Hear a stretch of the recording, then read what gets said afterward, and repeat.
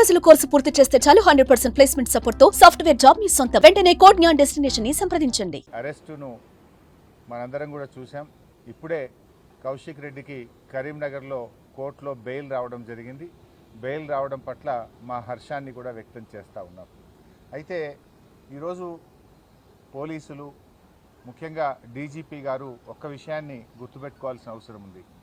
రాజకీయ ప్రేరేపితమైనటువంటి కేసుల్లో మీరు తొందరపడి కేసులు నమోదు చేయడం, బెయిలబుల్ సెక్షన్స్లో కూడా అర్ధరాత్రి పూట అరెస్ట్ చేయడము, రాత్రంతా పోలీస్ స్టేషన్లో కూర్చోబెట్టడము, ఉదయాన్నే కోర్టుకు వెళ్తే బెయిల్ వచ్చింది. ఇది చాలా సర్వసాధారణం అయిపోయింది.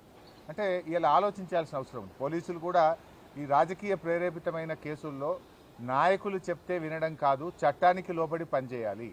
మనకు కాన్స్టిట్యూషన్ ఉంది, మనకు కొన్ని చట్టాలు ఉన్నాయి, శాసనసభలో చేసుకున్న చట్టాలు ఉన్నాయి, దానికి లోబడి పనిచేయాలి. సుప్రీంకోర్టు కానీ హైకోర్టు కానీ చాలా స్పష్టంగా బెయిలబుల్ సెక్షన్స్లో మీరు స్టేషన్ బెయిలే ఇవ్వండి అని కూడా చెప్పారు.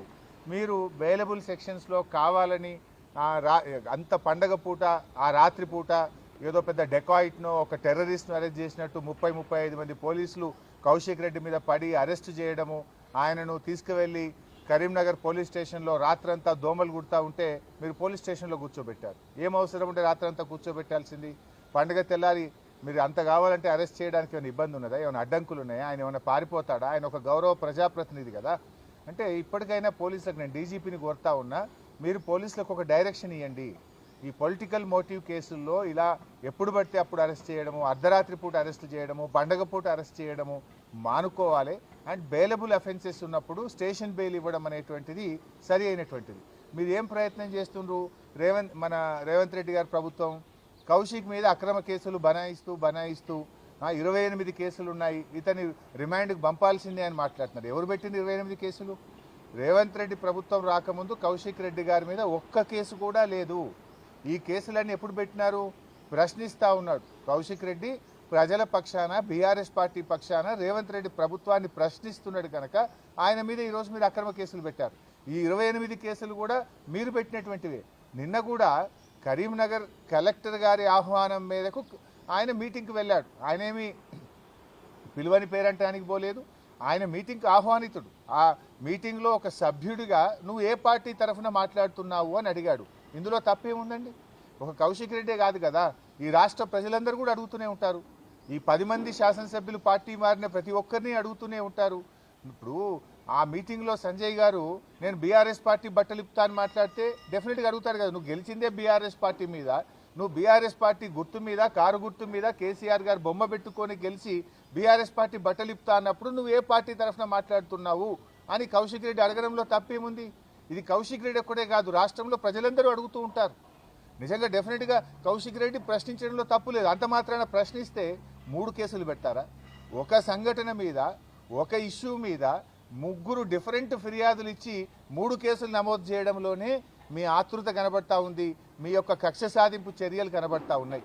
ఒకే కేసులో 3 ఎఫ్ఐఆర్లు పెట్టి ఆ రాత్రిపూట అరెస్ట్ చేసి రాత్రంతా పోలీస్ స్టేషన్లో పెట్టడంలోనే ఇది కేవలం రేవంత్ రెడ్డి గారి ప్రోద్బలంతో, రాజకీయ ప్రేరేపితంగా, కుట్రతో ఒక్కరోజైనా కౌశిక్ రెడ్డిని జైల్లో పెట్టాలనేటువంటి ఒక పగ, ప్రతీకారంతో జరిగినటువంటి అరెస్టే తప్ప ఇంకోటి కాదు. ఇవాళ న్యాయస్థానాల మీద మాకు నమ్మకం ఉంది. న్యాయస్థానం కౌశిక్ రెడ్డి గారికి ఈరోజు బెయిల్ ఇవ్వడం చాలా సంతోషం. సో ఐ అపీల్ డీజీపీ గారు, ఇటువంటి చర్యలు ఇప్పటికైనా అర్ధరాత్రి పూట, పండగ పూట పోలీసులను కూడా ఇబ్బంది పెడుతున్నారు మీరు. పాపం పోలీసులు కూడా పండగ పూట కూడా వాళ్ళకి టెన్షన్లు పెట్టి పోలీసులను కూడా నిద్ర లేకుండా చేసి పోలీస్ వ్యవస్థను, మీ కింది స్థాయి పోలీస్ అధికారులను, ఉద్యోగులను కూడా మీరు ఇబ్బంది పెడతా ఉన్నారు. అంటే ఇది కేవలం ముఖ్యమంత్రి గారు చెప్పిండ్రనో, ప్రభుత్వ పెద్దలు చెప్పిండ్రనో ఈ రకంగా అరెస్టులు చేయడాన్ని మేము తీవ్రంగా ఖండిస్తూ ఉన్నాం. ఇవాళ ఇంకోటి, సంజయ్ గారు కూడా మరి కౌశిక్ రెడ్డి గారి మీద నెట్టారు కదా, మరి ఎందుకు సంజయ్ గారి మీద కేసు నమోదు చేయరు? సుమోటో ఒక్క కౌశిక్ రెడ్డి గారి మీద ఎందుకు కేసు నమోదు చేస్తున్నారు అంటే స్పష్టంగా మీ పక్షపాత వైఖరి, ధోరణి అనేటువంటిది ఇలా స్పష్టంగా కనబడుతుంది. రేవంత్ రెడ్డి గారి ఏడాది పాలన పగ, ప్రతీకారంతోనే ముడిపడి ఉన్నది. ఇలా పోలీసులు చేయాల్సిన పని, రేవంత్ రెడ్డి గారు చేయాల్సిన పని, లా అండ్ ఆర్డర్ను ఈ రాష్ట్రంలో మీరు పని చేయించండి. అసలు పోలీసులు తమ పని తాము చేసుకోకుండా ప్రతిరోజు ఏదో ఒక నాయకుడి మీద, సోషల్ మీడియా యాక్టివిస్టుల మీద కేసులు పెట్టి అసలు లా అండ్ ఆర్డర్ గాలి కొదిలేసినారు. ఏం జరుగుతుంది రాష్ట్రంలో? 23% క్రైమ్ రేట్ పెరిగింది. ఇవాళ హత్యలు పెరిగినాయి, అత్యాచారాలు పెరిగినాయి, కమ్యూనల్ రైట్స్ పెరిగినాయి, రాబరీస్ పెరిగినాయి, చైన్ స్నాచింగ్ పెరిగింది, మహిళల మీద అఘాయిత్యాలు పెరిగినాయి. రాష్ట్రంలో ఏ జిల్లాలో చూసినా 23% లా అండ్ ఆర్డర్ పెరిగి హైదరాబాద్ ఎల్లో జోన్లోకి పోయింది.